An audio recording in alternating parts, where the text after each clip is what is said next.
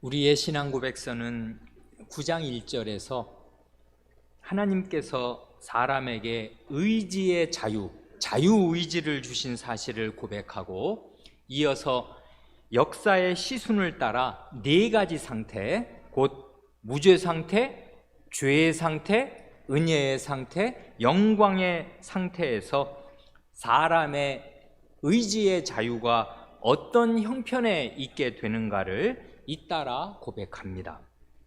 지난 시간에는 그 총론에 해당하는 1절과 무죄의 상태를 고백하는 2절, 그리고 죄의 상태를 고백하는 3절을 성도 여러분과 함께 살펴보았습니다. 그런데 이 3절에서 고백하는 사람의 그 죄의 상태를 아주 심각하게 생각할 필요가 있습니다. 9장 3절을 다시 보면 이렇지 않습니까? 사람은 죄의 상태로 타락함으로써 구원을 수반하는, 구원을 가져오는 어떠한 영적인 선을 소원할 능력을 완전히 상실하였습니다. 따라서 자연인은, 이건 이제 태어나는 사람 말이에요. 죄인으로 다 태어나는 거니까 자연인은 그러한 선, 이 영적인 선, 신령한 선을 전적으로 싫어하고 죄 가운데 죽어 있어서 자기의 힘으로는 스스로 회개할 수도 없고 또한 회개할 준비를 갖출 수도 없습니다. 합니다. 여기 보면 여기 선을 전적으로 싫어하고 죄 가운데 죽어 있다지 않습니까? 죽었다고요. 시체라고요, 말하자면. 이게 시체인데, 시체는 원래 못 움직여야 되는데 죄인들은 다 움직인단 말입니다, 이 세상에서. 그러니까 이때 죽었다는 말은 말하자면 영혼이 영적으로 죽어서 하나님께 대해서는 완전히 시신과 같다, 그 말입니다. 그러니까 이때 그 자유의지라는 게 뭐겠나 생각하면요, 그 자유의지, 의지라 할 때는 아시는 대로 사람의 사람의 이 심리 상태, 영혼과 마음의 상태를 흔히 지정의 이렇게 이제 개념상 분류할 수 있지 않습니까? 지식, 감정, 의지, 이건 다 사람의 인격과 마음의 그 상태잖아요. 뭘 아는 거, 지식이 쌓이는 거, 그 다음에 뭐 희로애락, 애호욕, 이런 기쁨, 슬픔 이런 걸 느끼는 감정이나, 혹은 의지는 그런 감정보다 더 강력하게 내가 뭘 해야겠다, 하고 싶다, 나 그거 해야 해, 한다 하고서 행동에까지 연결되는 어떤 강력한 뜻, 그런 걸 의지라고 그러지 않습니까? 그래, 이제 지정의, 이게 다 사람의 인격의 활동이고 마음의 활동인데, 이게요, 사람이 죽으면 지정의도 다 죽고 없어지는 거 아니에요? 그것처럼 죄인의 경우에는 여기 보면 하나님에 대해서 죽어 있어요. 그래서 그의 지식이나 그의 정당한 감정이나 그의 정당한 의지 자체가 하나님 앞에서는 하나도 유의미하지 않고 다 죄에 물들어서 선으로는 도무지 1%도 뭘 좋은 걸 내놓을 수가 없단 말입니다. 그 사실을 대단히 심각하게 생각하지 않으면 안 돼요. 그래서 나중에 따로 좀 더 살펴볼 기회가 있기를 바라는데요, 이 첫사람의 죄와 타락 이후에 인간의 상태가 얼마나 심각한 상태인가를 충분하게 숙고하지 못하고 죄인 안에 어떤 신락 같은, 정말 시루라기 같은 털끝만한 가능성이라도 찾으려고 했던 것이 역대의 주요 이단들의 공통된 특징이었습니다. 펠라기우스가 그렇고, 아니 그 전에 바리새인들이 그렇고, 펠라기우스가 그렇고, 아르미니우스가 그렇다고요.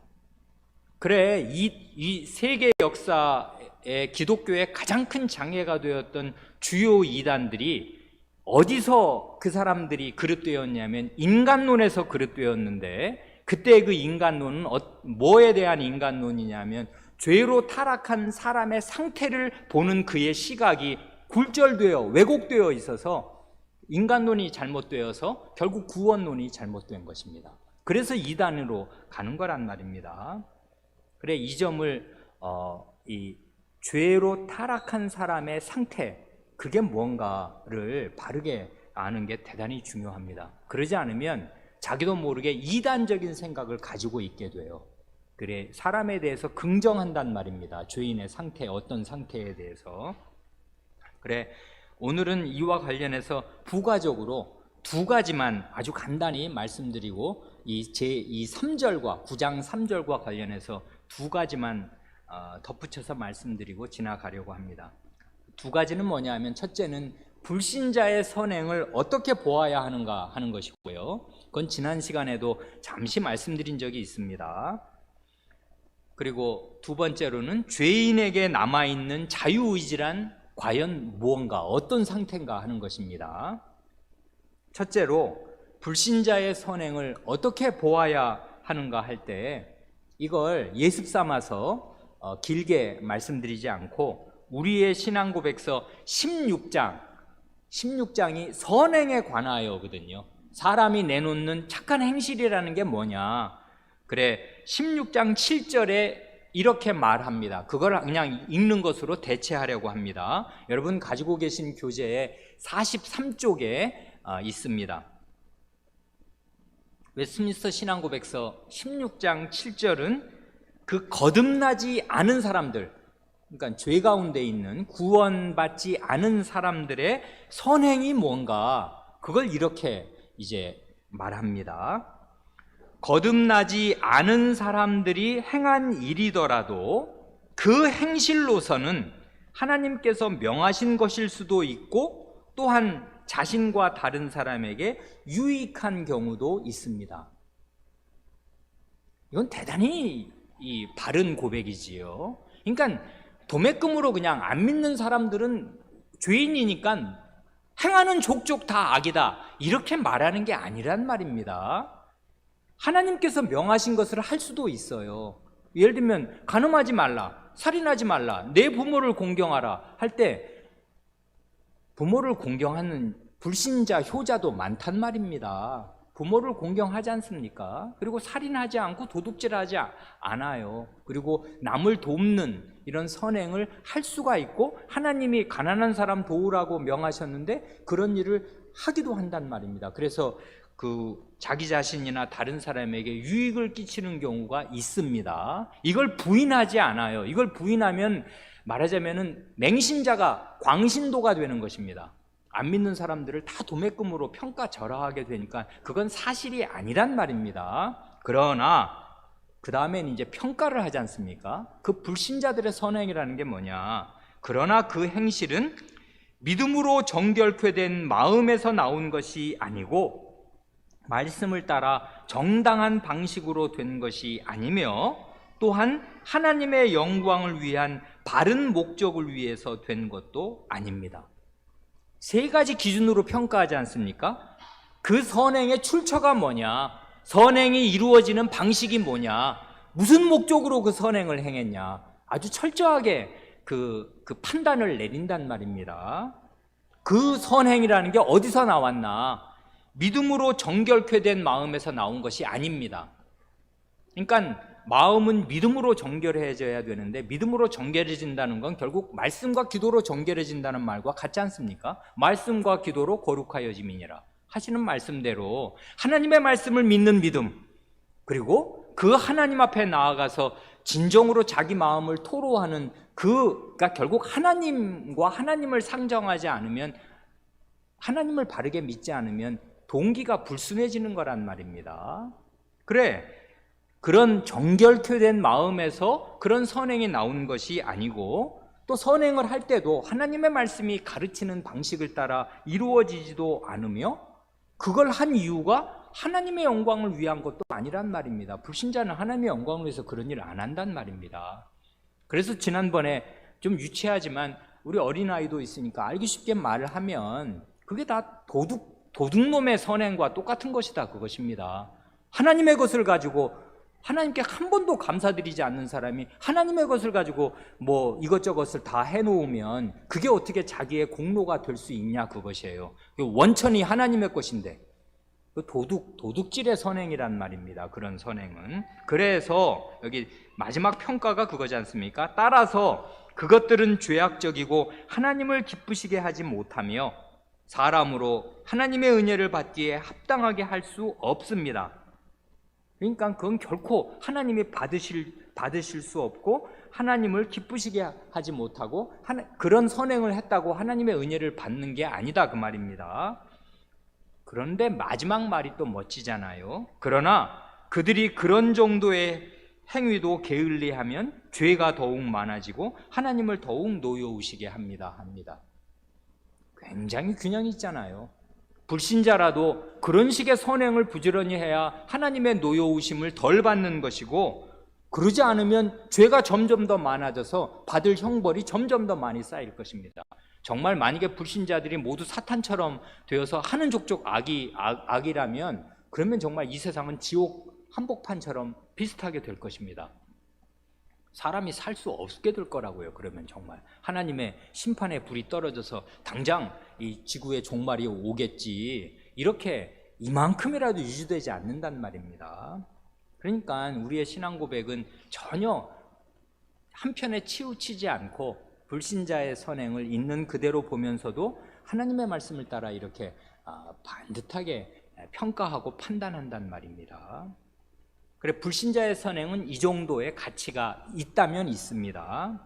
둘째로, 이 주제가 지금 9장의 주제는 자유의지니까요. 인간에게 있는 의지, 자유로운 의지인데, 그 타락 이후 죄인에게 남아있는 자유의지란 무엇인가 할 때, 그 주보 3쪽에 오늘 그 네덜란드 신앙고백서 제14조를 거기에 이제 적어드렸지 않습니까?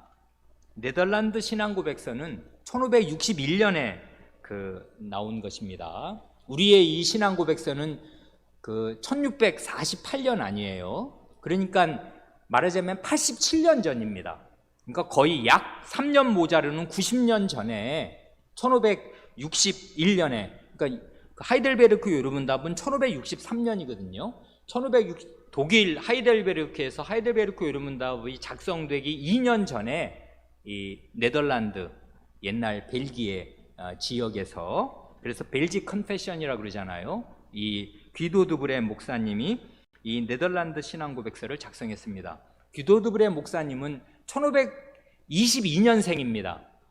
그래, 칼빈 선생의 제자로서 제네바에 가서 유학을 해서 칼빈 선생으로부터 잘 배웠고 39살 때 이 신앙고백서를, 그러니까 이게 1561년이니까요. 39살 때 이 신앙고백서를 작성하였습니다. 그리고 이 신앙고백서를 작성한 이후로 잡히면 죽으니까 6년 동안 피신하면서 이제 복음을 이렇게 전하다가 마침내는 체포되어서 5 자식과 아내를 남긴 채로 45세 나이에 교수형을 당합니다. 결국은 이 고백서를 쓴 죄로 그는 교수형을, 그 45세 그 아까운 나이에 교수형을 당했습니다. 그런데 여기 이 귀도 드브레 목사님이 잘 배운 사람이잖아요. 큰 스승 밑에서 잘 배웠단 말입니다. 그래, 40이 안 된 나이에 이 굉장히 이 종교개혁의 그 개혁신앙을 잘 담은 신앙고백서를 이제 홀로 작성을 해서, 이 작성한 이유는 변증적인 것입니다. 우리는 반역자가 아니고 이 스페인 황제에게 반역하려는 사람이 아니고 하나님의 말씀을 이렇게 믿는 사람들일 뿐입니다. 그러니 우리를 죄인 취급하거나 우리 이런 신앙을 가졌다고 우리를 핍박하지 말아 주십시오 하는 뜻으로 칼빈 선생이 기독교 강요를 썼던 것과 완전히 똑같은 심정으로 핍박하는 정부 당국을 향해서 믿는 사람들을 변호하려고 이 신앙고백문을 썼단 말입니다. 거기서 이렇게 자유의지에 대하여 이렇게 고백합니다. 거기 이제 앞에 내용은 생략하고 중요한 것만 보면 이렇습니다. 쭉 그냥 읽습니다. 사람이, 이건 이제 타락 이후를, 창조와 타락을 고백하는 장에서 이렇게 말하는 건데요. 제14조에서 사람이 그의 모든 길에서 이렇게 악하고 패역하고 부패하였기 때문에 그는 하나님에게서 받았던 고귀한 선물들을 모두 상실하였습니다. 이제 사람에게는 자기를 핑계치 못하게 할 만한 정도의 조그마한 흔적 외에는 아무것도 남지 않게 되었습니다. 왜냐하면 우리 안에 어떤 빛이 남아있든지 그것은 어둠으로 바뀌어 버렸기 때문입니다. 이것은 빛이 어두움에 빛이 돼 어두움이 깨닫지 못하더라는 성경 말씀이 우리에게 가르쳐 주는 것과 같습니다. 이 구절에서 사도 요한은 사람을 어두움이라고 부릅니다. 자, 이 첫 문단에서요, 죄인 안에 있는, 타락한 죄인 안에 있는 자유의지를 가리키는 말이 뭔지 교회 여러분 찾으실 수 있겠습니까? 그게 뭐냐 하면, 이게 대단히 매력 있는 건데, 자기를 핑계치 못하게 할 만한 정도의 조그마한 흔적, 그것입니다. 타락한 사람이라도요, 하나님 앞에서는 영적으로 죽어 있지만, 죽어 있는데 좀비라고요, 움직여요, 죄 가운데 행해요. 그래서 나는 죽었으니까 시체니까 아무것도 못합니다. 그러니까 나한테 책임 묻지 마세요. 죽은 사람한테 무슨 책임을 어떻게 물어요? 라고 자기를 핑계할 수 없을 만큼, 왜냐하면 죄인이라도 움직이고 뭘 한단 말입니다. 의지를 가지고 원하는 게 있어요. 자기 하고 싶은 대로 하고 산단 말입니다. 모든 죄인이 다. 그러니까 그러면 자유의지가 있어서 무슨 선을 행하고 악도 행하는 게 아니고 하는 족족 악입니다. 자유롭게 악을 행합니다. 그런데 자유의지가 완전히 없다고 말 못해요. 그런데 그 자유의지로 자유롭게 선을 행할 능력은 완전히 상실해서, 그때 죄인이 가진 자유의지는 어떤 정도냐면 핑계할 수 없을 만큼, 하나님 앞에 도저히 핑계를 못합니다. 왜냐하면 의지가 있으니까. 자기 의지로 한 거지, 그게 누가 시켜서 한 게 아니란 말입니다. 마귀가 맨날 사주하고 하나님이 죄 짓게 만들어서 죄를 짓는 게 아니라 자기가 원해서 자기가 죄를 지었어요. 그런 뜻에서 하나님 앞에 아무런 핑계를 댈 수가 없는, 입이 딱 다물어질 정도의 조그마한 흔적, 그거 외에는 없습니다. 이렇게 표현했단 말입니다. 왜 그러냐 하면 사람이 어두움이기 때문에 그래요. 여기 요한복음 1장 5절을 너무나 잘 해석했지 않습니까? 빛이 어두움에 빛이 돼 어두움이 깨닫지 못하더라. 이거는, 이 빛이 뭔지는 요한복음 읽으시면 다 아실 거 아니에요. 예수 그리스도의 강생, 예수 그리스도의 이 땅에 오심을 가리켜서 빛이 어두움에 비쳤다, 이렇게 표현하는 거니까, 그때 그러면 어두움은 뭐냐? 빛은 뭐냐? 빛은 예수 그리스도고 어두움은 뭐냐? 죄인입니다. 우리 사람이 온통 어두움이기 때문에 사람에게 있는 자유의지, 있는데 없는 것과 같습니다. 핑계치 못할 아주 조그만 흔적 외에 아무것도 아닙니다. 그래서 이제 그 다음 문장이 자유의지에 대해 설명하는데요, 여기 보면 기막히게도 8구절의 성경 말씀을 이걸 증거성구로 다는 게 아니라 이 고백문에 아예 박아 넣는다고요. 그래서 성경 말씀으로 신앙을 고백합니다. 인간의 자유의지에 대해서 이 귀도드브레 목사님이 이렇게 고백한다고요. 이게 대단히 아름답습니다. 따라서 우리는 이 사실과 어긋나게, 사람이 어둠이라는 사실과 어긋나게 사람의 자유의지에 대하여 가르치는 모든 교훈을 배격합니다.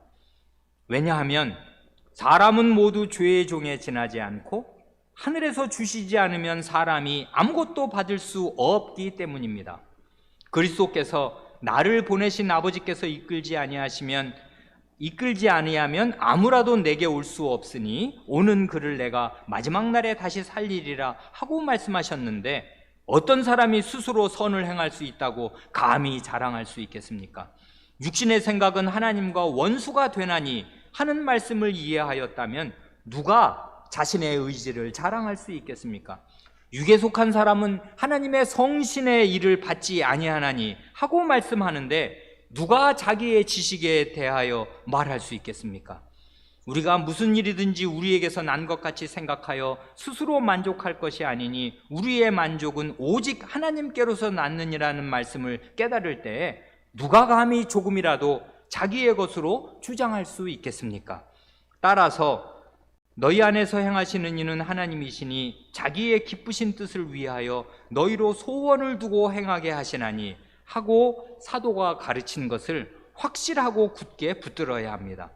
그리스도께서 사람 안에서 역사하지 않으신다면 하나님의 뜻을 이해하는 것도 없고 하나님의 뜻에 일치하게 행하려는 것도 없을 것입니다. 주님께서 우리에게 나를 떠나서는 아무것도 할 수 없음이라 하고 가르쳐 주신 것과 같습니다. 어려운 말이 아니니까 이해하시겠지요. 요한복음을 4번 인용하고 바울 서신을 4번 인용하면서 이 이제 단락을 채우는데요. 사람의 자유의지를, 죄인에게 있는 자유의지가 없다고는 말 안 하지만 그 자유의지에 대해서 이런 사실, 이런 결정적인 한계를 위반해서 이런 한계에 어긋나게 가르치는 모든 교훈을 단호히 배격한다 하면서 하나님의 말씀, 예수 그리스도의 말씀을 쭉 예를 들지 않습니까? 죄를 짓는 자마다 죄의 종이라 하는데 무슨 자유의지를 말하는가? 자유로 선을 행할 수 있는가? 없다. 그리고 나를 보내신 아버지께서 내게 이끌지 않으시면 아무도 올 수 없다고 하시는데 자기 스스로 하나님이 받으시는 선을 행할 수 있다고 누가 자랑할 수 있나? 없다. 그거지 않습니까? 육에 속한 사람은 하나님과 원수가 되고 하나님의 성신의 일을 받을 수 없다고 분명히 말씀하시는데 아니 나는 하나님에 관한 지식이 있다. 누가 말할 수 있는가? 그렇게 되묻는단 말입니다. 그래 그 죄인의 상태에 대한 하나님의 말씀의 선언을 잘 받고서 그런 말씀을 복창하면서 죄인 안에 있는 자유의지로 뭘 선한 걸 조금이라도 그게 자기에게 그 공로가 될 만한 어떤 것을 쌓을 수 있다는 생각을 완전히 무너뜨린다고요. 그래 한마디로 죄인에게 자유의지가 없다고는 말할 수 없겠지만 그때의 자유의지란 오직 자유롭게 죄를 짓는 데만 쓰일 뿐 자신의 자유의지로 하나님께서 인정하고 받으실 만한 선은 하나도 단 한순간도 내놓을 수 없다 이것입니다. 그래서 원래 자유의지란 그걸 그냥 한마디만 덧붙이면 자유인의 의지 아니겠습니까? 자유의지는 자기 의지대로 뭘 할 수 있어야 되니까 자유인의 의지가 자유의지여야 하겠는데 말 뜻대로. 그런데 죄인에게 있는 자유의지란 사실은 자유인의 의지가 아니라 노예 의지일 뿐입니다. 죄의 노예로서 자기 의지대로 뭘 하는데 그게 다 죄일 뿐이에요. 하나도 선을 행하지 못합니다. 하나님이 받으실. 그러니까 이건 대단히 심각한 상태입니다. 이걸 잊어서는 안 돼요. 그런데 여기 보면 여기 두 번째 문단에 방금 우리 읽은 거 증거성구 8개가 나오잖아요. 거기 이제 다 우리 읽었으니까 이제 요한복음 4개, 바울서신 4개 해서 8개가 나오는데요. 그 중에 6개가 여러분 가지고 계시는 이 웨스트민스터 신앙고백서 9장 3절 4절에 그대로 인용됩니다. 거기 교재 26쪽에 각주 4번, 7번, 8번, 9번 두 개, 한 개 이렇게 해서 거기 이 8개 중에 6개가 그대로 인용된다고요. 뭘 말하는 것입니까?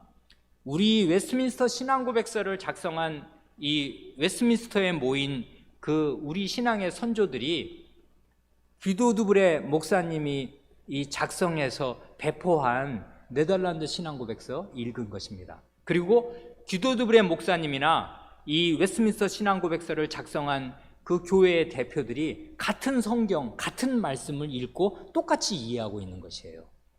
그래서 이 귀도드브레 목사님처럼 성경 말씀을 그대로 이렇게 8구절이나 인용하면서 이런 고백문을 작성하지는 않고 자기 시대에 87년이 지났으니까 자기들의 언어로 신앙을 고백하지만 그 신앙 고백의 내용과 밑에 정신은 똑같습니다.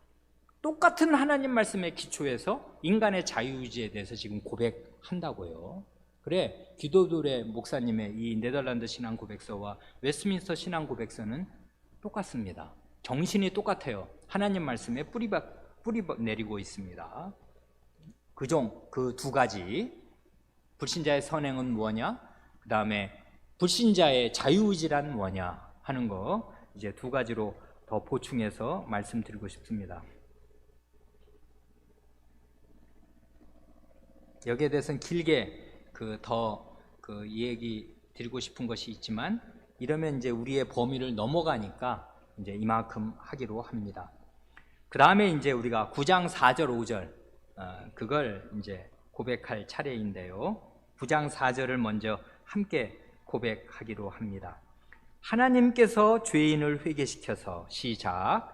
하나님께서 죄인을 회개시켜서 은혜의 상태에 옮겨 놓으실 때 그를 본성적인 죄의 노예 상태에서 해방하시며 오직 주님의 은혜로 그로 하여금 신령한 선을 자유롭게 소원하고 행할 수 있게 하십니다.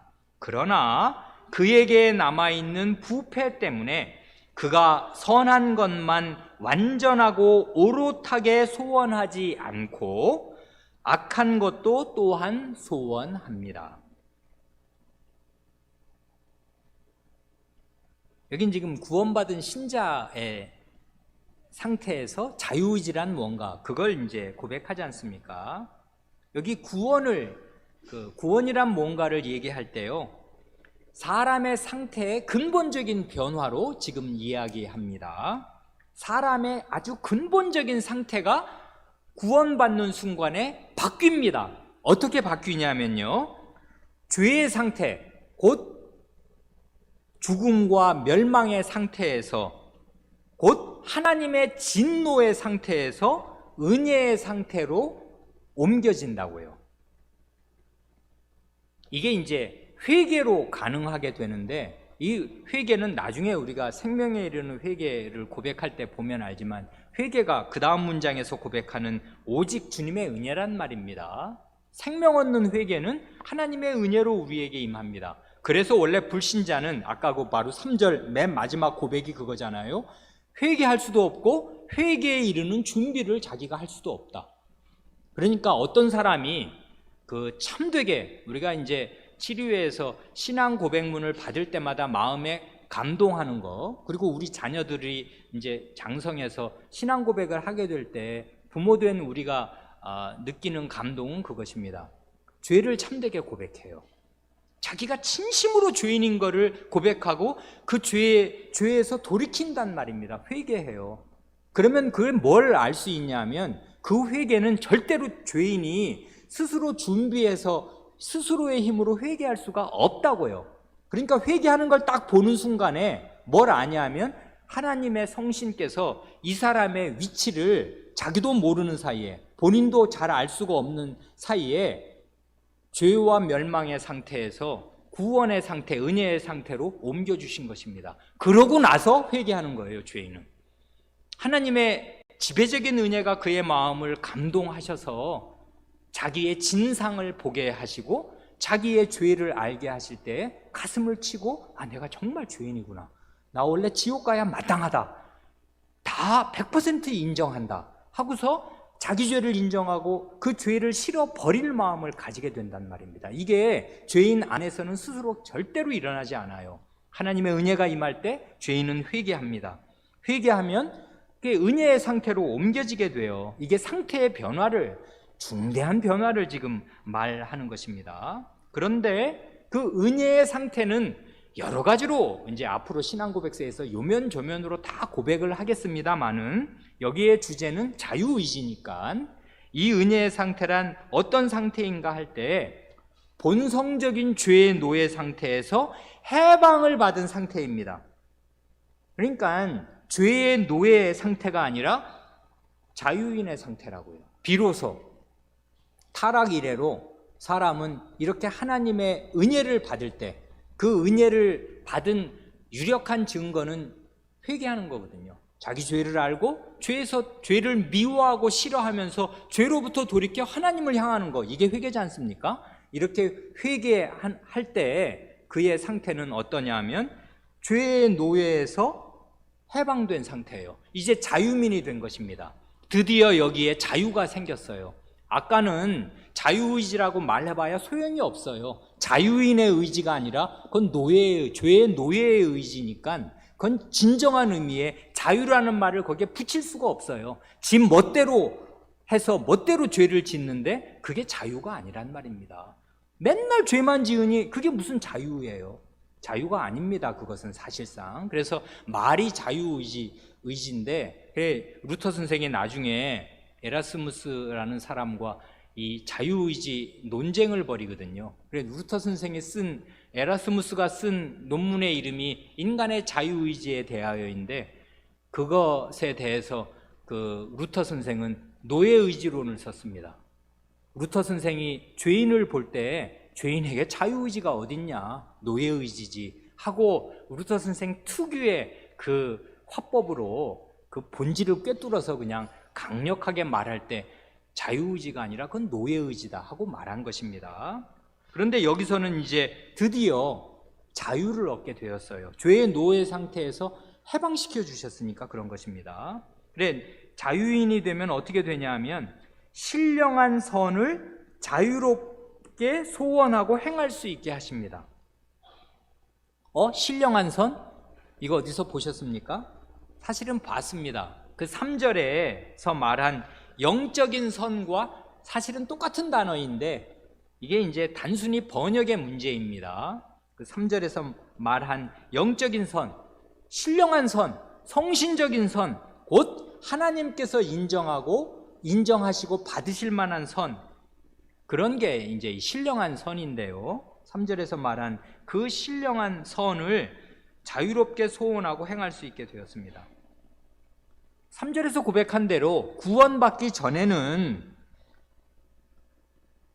죄 아래 있을 때에는 어떠한 신령한 선을 소원할 능력을 완전히 상실했었는데 이제는 그 신령한 선을 자유롭게 소원하고 행할 수 있게 하신 것입니다. 여기 자유의지라는 말 어디 들어 있습니까? 자유롭게 소원한다는 말이 자유의지라는 말하고 똑같은 말 아니에요. 의지라는 거는 자기가 원하는 것을 실행하는 그게 강력한 뜻, 자기 의지, 이게 자유의지인데 아주 하나님이 받으실 만한 좋은 것, 선한 것을 자기가 원해요. 자기 자유로. 누가 강압에 의해서가 아니라 자기 속에서 원해서 자유롭게 그걸 원해요. 이게 자유의지고, 그런데 더 좋은 것은 그것을 행할 수 있게 하십니다. 그러니 여기 보면 자유의지와 능력이 구비되었어요. 이 새로운 사람에게는. 그런데 그러면 거기서 끝났으면 얼마나 좋겠습니까마는 이게 우리의 실상이 아니란 말입니다. 마지막 말이 한 문장이 덧붙어 있지 않습니까? 그러나 그에게, 이 신자, 거듭난 신자에게 남아있는 부패 때문에 그가 선한 것만 완전하고 오롯하게 소원하지 않고 악한 것도 또한 소원합니다. 이게 우리의 현실인 것을 우리의 양심으로, 우리의 신자의 생활로 우리는 다 압니다. 이게 뭘 뜻하는지. 여기 보면 신자는요, 남아있는 부패가 있어서 선한 것만, 하나님이 기뻐하시고 좋아하시는 그런 선한 것만을 완전하게, 그 다음에 오롯하게, 이 말 무슨 말인지 아세요? 오롯하다는 말, 아주 좋은 원래 우리말이 들어있는데 그것만, 오운리지 않습니까? 이거 완전하게 선한 것만을 완전하게 바라는 것도 아니요, 선한 것만을 언제든지 바라는 것도 아닙니다. 악한 것도 바랍니다.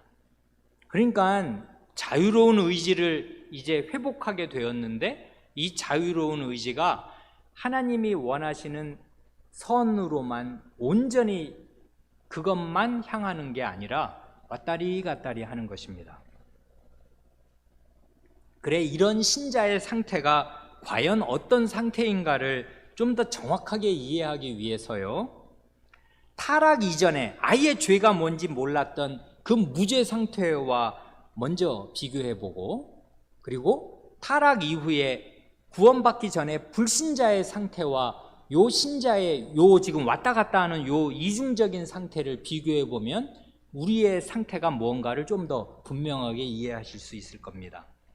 먼저 타락 이전의 무죄 상태와 비교하면요, 이 신자의 지금 이런 이중적인 상태, 선한 것만이 아니라 악한 것도 소원하는 이런 이중적인 상태를 무죄 상태와 비교하면 비슷한 점이 있고 다른 점이 있어요. 비슷한 점은 뭐냐면요, 신자는 무죄 상태의 첫 인류가 그랬던 것처럼 선한 것과 하나님께서 기뻐하시는 것을, 거기 2절이 그거잖아요. 선한 것과 하나님께서 기뻐하시는 것을 소원하고 행할 자유와 능력을 소유하고 있습니다. 이게 중요한 거라고요. 첫 인류가 여호와의 동산에서 그랬듯이 이제 거듭난 신자는 하나님께서 그런 상태로, 은혜의 상태로 옮겨주신 그 은혜가 결코 헛되지 않아서 선한 것, 하나님이 기뻐하시는 것을 자기도 마음으로 강렬하게 원하고 그걸 행할 자유도 있고 능력도 있습니다. 그러니까 만약 그 사람이 교회에 나오는 신자고 성찬 회원인데 하나님께서 기뻐하시는 것을 하고 싶은 소원이 없다면은 그는 아마 구원받은 사람이 아닐 것입니다. 왜냐하면 이 구원받은 사람의 은혜의 상태를 우리의 신앙 고백은 하나님의 말씀에 기초해서 이렇게 말하니까 그렇습니다. 그러니까 자기 마음에 일단 소원을 살펴보면 알아요. 정직하게 내가 정말 하나님이 기뻐하시는 것을 정말 행하고 싶은 그런 강렬한 욕구와 소원이 그게 의지니까 뭘 해야겠다, 나 이거 꼭 한다, 누가 말려도 잘 못 말릴 만큼의 그런 강렬한 의지와 소원이 내 안에 있는가. 그건 소원이란 건 강력한, 의지는 강력한 것이어서 단순한 그런 거 있으면 좋겠다, 막연한 가냘픈 희망사항, 그런 감정 정도가 아니란 말입니다. 의지는 뭘 하려는 거 아니에요. 그러니까 그런 강력한 소원, 의지라고 할 만한 소원이 신자 안에는 있습니다. 물론 처음에 태어난 그 순간에 갓 태어난 어린아이에게 뭘 그렇게 다 요구할 수 없듯이 이런 의지도 장성하면서 더 자라고 강력해지는 게 사실이겠습니다만은, 어쨌든 그가 신자라면 이런 은혜의 상태에서 하나님을 기쁘시게 하려는 소원, 강력한 소원이 있습니다. 그러니까 예배당에 나오십시오.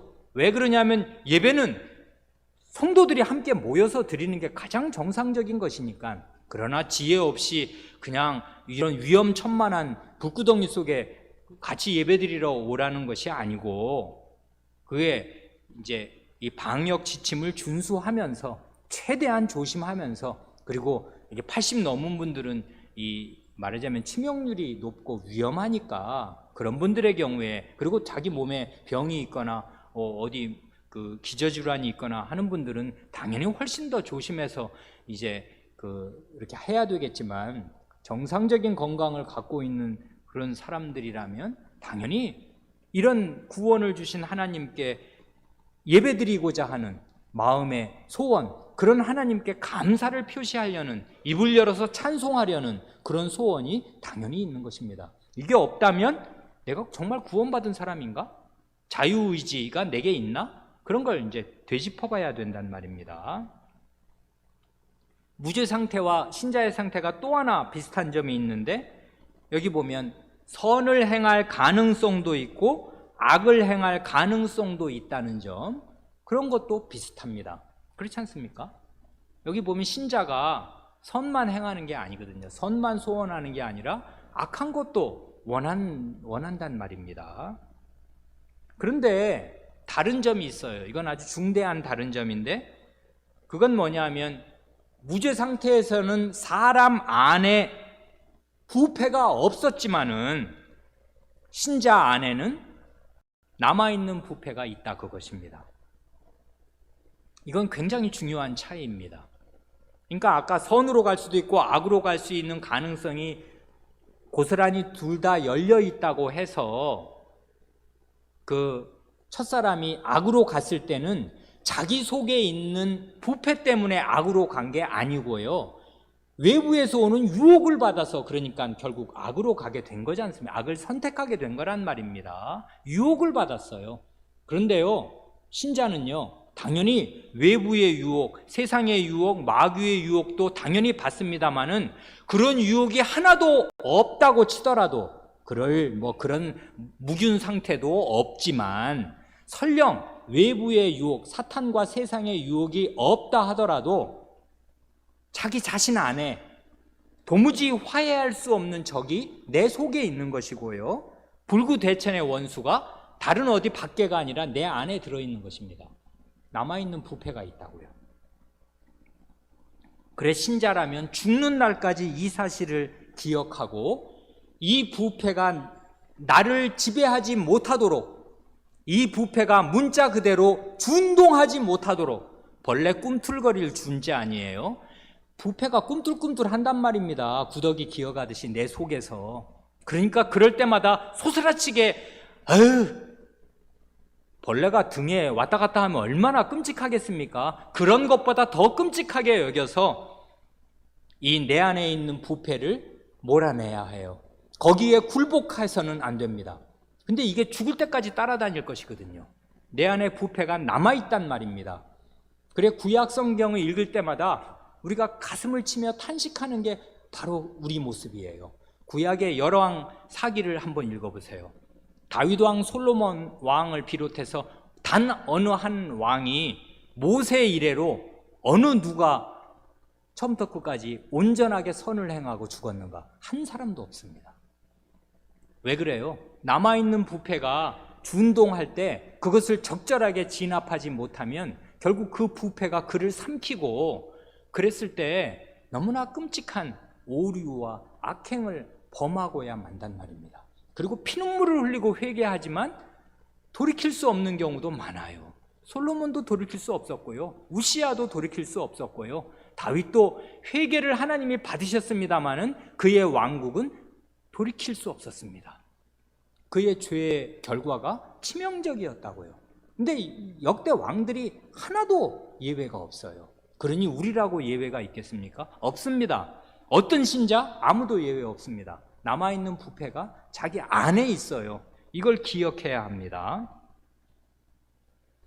다음으로 이제 우리의 상태와 불신자의 상태를 비교하면요, 오해하면 안 될 것이 있습니다. 그게 뭐냐 하면 이 신자 안에 있는 이 갈등이요, 선을 소원할 수도 있고 악을 소원하기도 하는 이 중에 이 모순된 이 소원, 두 가지 소원을 뭐랑 혼동하면 안 되냐면 불신자 안에 있는 양심의 갈등과 혼동하면 안 돼요.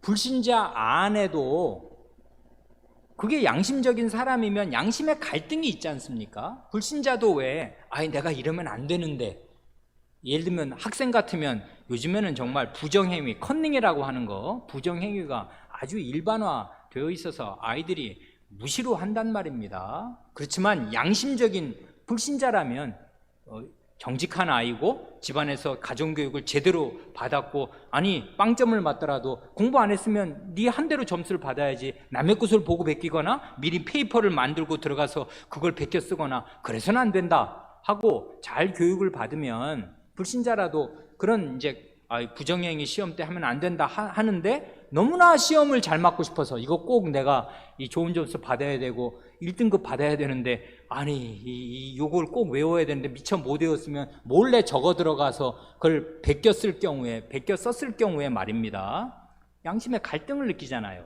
불신자라도 자기 양심의 갈등이 있는데, 이런 불신자 안에 있는 양심의 갈등이란 성신과 육신 사이의 갈등이 아니고요, 그 양심의 갈등의 기준이 하나님의 말씀인 것도 아닙니다.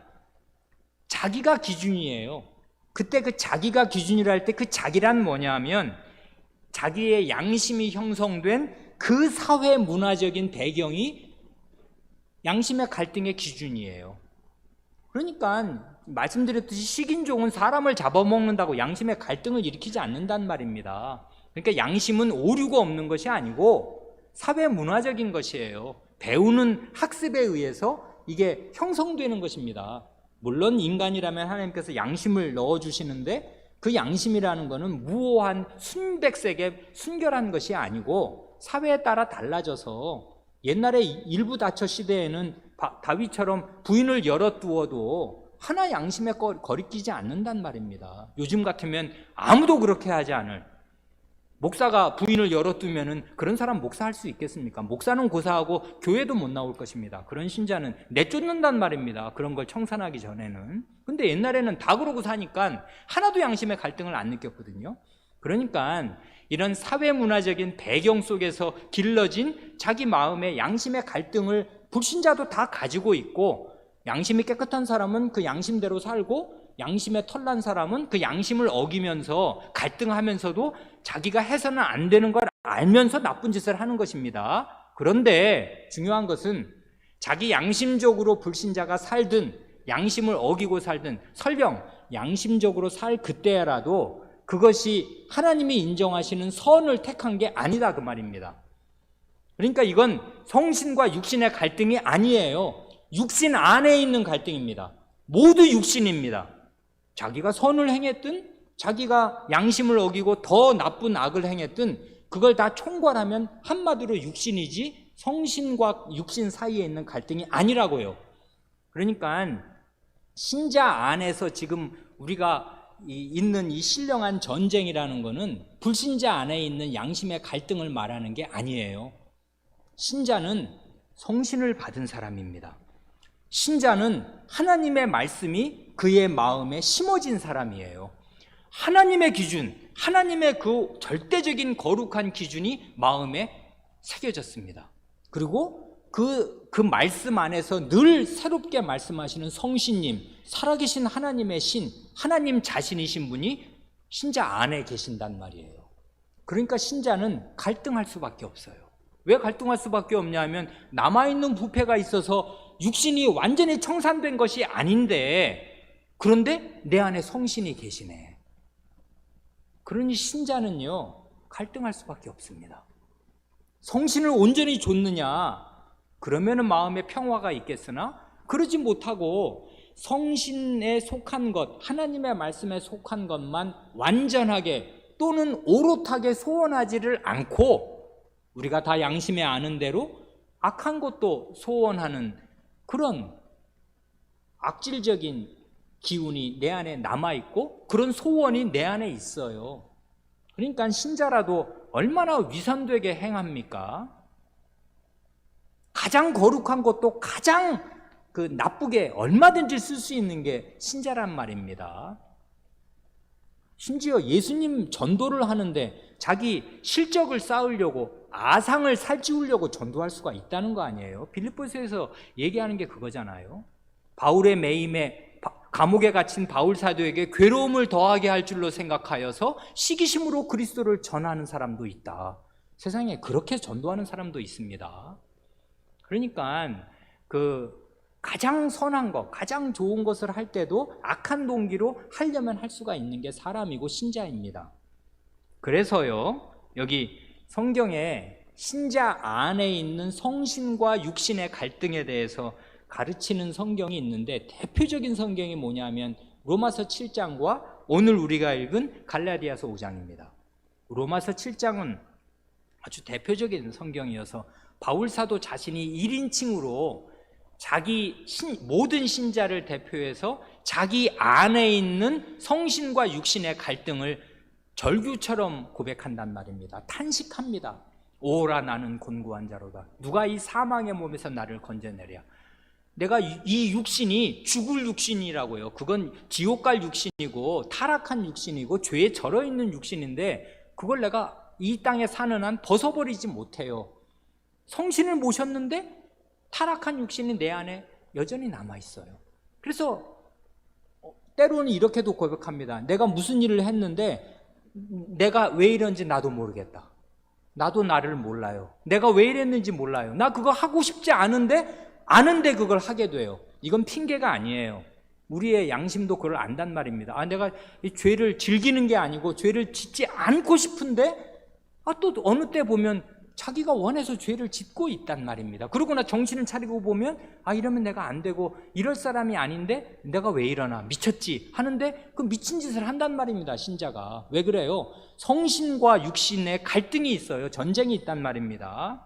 그래, 로마서 7장이 적나라한 그 신자 안에 있는 갈등, 전투 상황의 보고이고 갈라디아서 5장이 또 그렇습니다. 시간이 많이 가서 자세히 말씀드리지 않고 한두 절을 읽으면 이게 모르지 않습니다. 갈라디아서 오늘 우리가 읽은 5장 16절 17절은 이렇습니다. 갈라디아서 5장 16절 내가 이르노니, 이건 갈라디아 교회에게 한 말이잖아요. 너희는 성신을 조차 행하라. 그리하면 육체의 욕심을 이루지 아니하리라. 17절이 전쟁 상황을 묘사하지 않습니까? 육체의 소욕은 성신을 거스르고 성신의 소욕은 육체를 거스르나니 이 둘이 서로 대적하므로 너희의 원하는 것을 하지 못하게 하려 함이니라. 이건 불신자 안에 있는 양심의 갈등과는 완전히 다른 것입니다. 불신자는 이런 갈등이 없어요. 불신자는 하나님의 성신을 좇지 않았다고 양심에 가책하는 일이 없고 하나님의 말씀을 지키지 못했다고 스스로 불행하게 생각하는 일이 없습니다. 자기 기준에 미쳤다 못 미쳤다를 가지고 갈등할 뿐인데 우리는 우리 기준으로 갈등하는 것이 아니고 성신과 육신, 성신과 육체 사이에서 갈등합니다. 성신의 소욕도 있고 육신의 소욕도 우리 안에 있습니다. 두 소욕이 서로 싸웁니다. 그래서 여기 보면 육신의 소욕은 성신을 거슬러요. 당연하죠.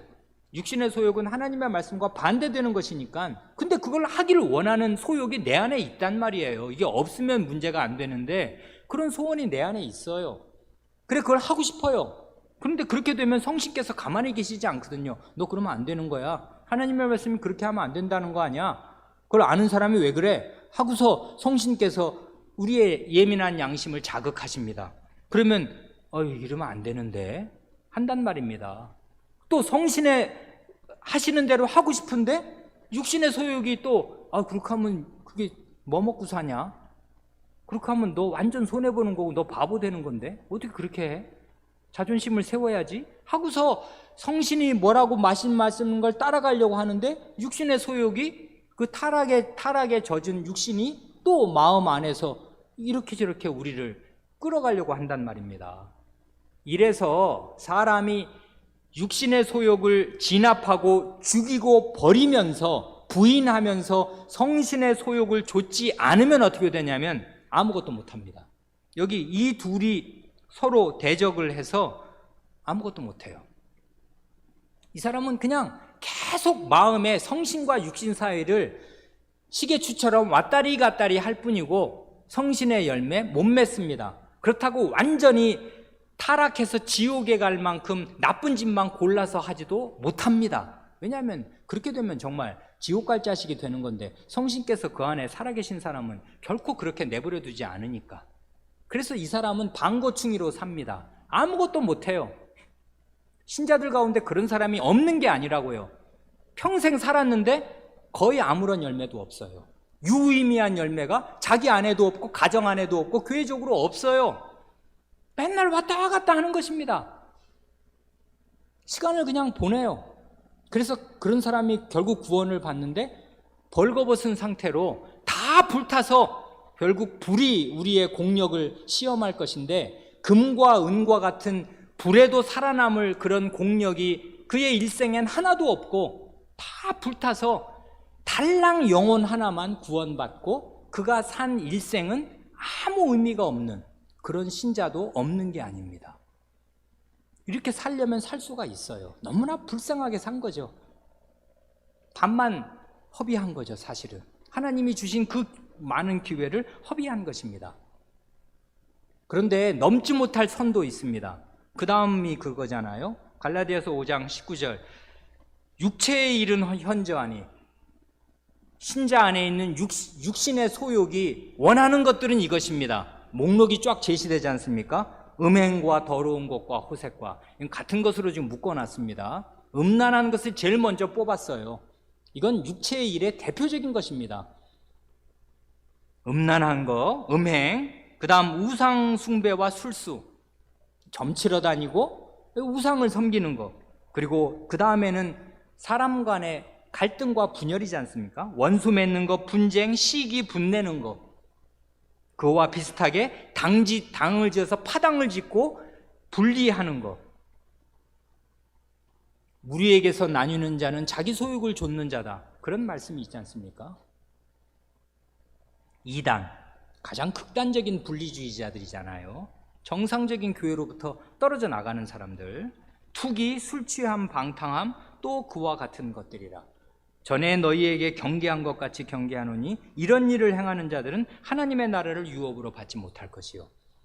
그러니까 넘지 못할 선이 있는데 이런 것을 계속 추구하고 이런 짓을 계속하는 사람은 하나님 나라를 못 얻을 것입니다. 지옥 갈 것입니다. 그러니까 신자는 결코 넘지 못할 선이 있을 것입니다. 이런 걸 소원하더라도 계속 이렇게 죄 가운데 거하고 살지 못할 것이에요. 성신이 그 안에 계시는 한은.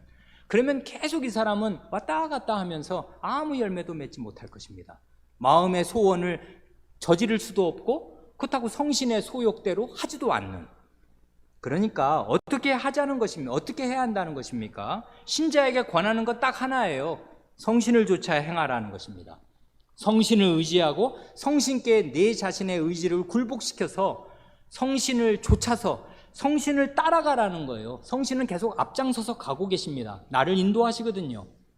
그래서 성신을 쫓아서 걸어가면 육신의 욕심을 이루지 않게 될 것입니다. 이래야 그 다음에 나오는 성신의 열매가 내 인격에서, 내 가정 안에서, 우리 교회 안에 맺혀질 것입니다. 사랑과 희락과 화평과 오래 참음과 자비와 양성과 충성과 온유와 절제, 이런 인격의 거룩한 열매들이 맺혀질 것입니다.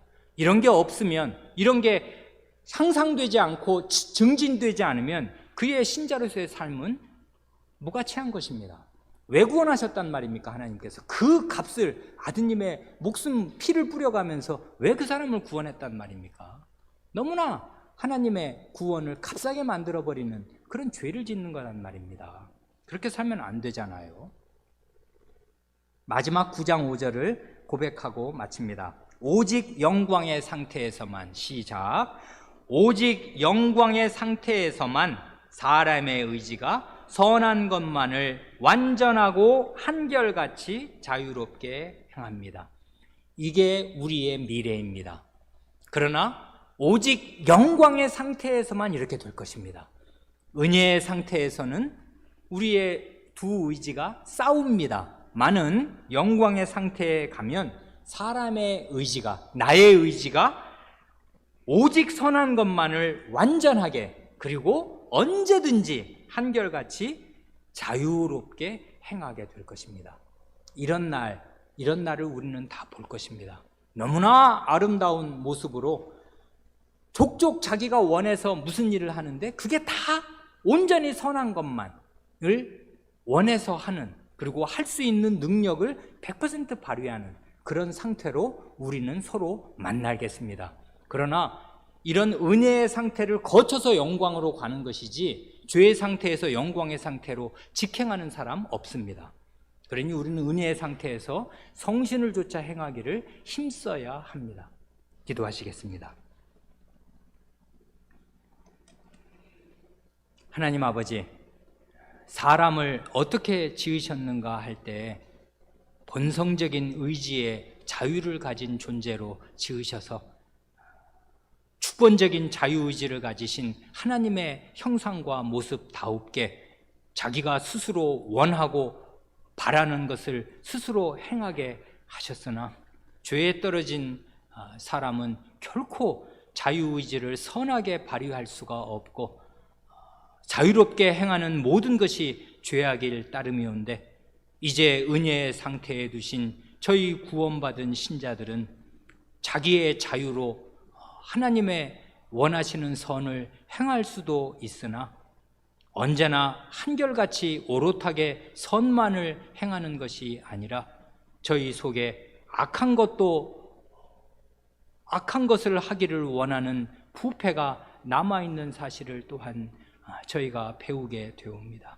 그러니 화해할 수 없는 적과 원수가 다름 아닌 저희 속에 있는 사실을 자각하여서 날마다 저희 자신을 부인하고 저희 안에 계신 성신을 조차 행하며 하나님의 말씀에 힘써 자기를 굴복시키게 하시고 그리하여 성신의 열매가 많이 맺히는 것을 보게 하시며 성신께서 이루시는 자유의지가 저희 안에 있는 것을 실증하는 자유인들로 살게 하여 주시기를 구합니다. 우리 구주 예수님의 이름으로 기도합니다. 아멘.